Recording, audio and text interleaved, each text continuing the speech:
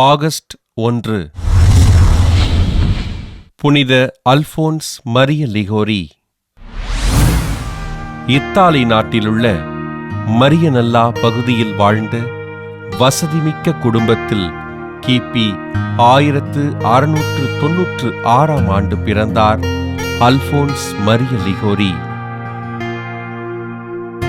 சட்டம் படித்து 8 ஆண்டுகள் வழக்குரைஞராக பணி செய்த லிகோரி தன்னை இறைவனுக்கு அர்ப்பணிக்க விரும்பி கிபி 1726 ஆண்டு டிசம்பர் 21 நாள் குருவாக திருநிலைப்படுத்தப்பட்டார்.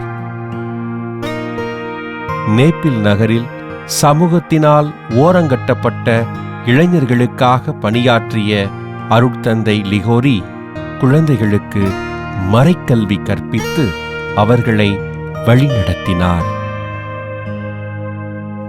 ஏழைகள், கைவிடப்பட்டோர் இவர்களுக்கு இறைப்பணி செய்ய வேண்டும் என்பதை நோக்கமாக கொண்டு தன் பணிகளை செய்த லிகோரி புதிய துறவற சபையினை துவக்க திட்டமிட்டார்.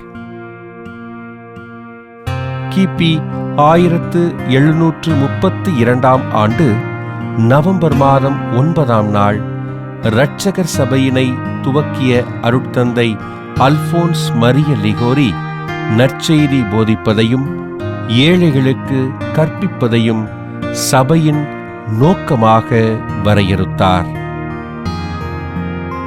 தன் மறையுரைகளால் மக்களை ஈர்த்த அருட்தந்தை லிகோரி கிபி 1762 ஆண்டு புனித அகத்தா தேயி கொட்டி மறைமாவட்டத்தின் ஆயராக திருநிலைப்படுத்தப்பட்டார்.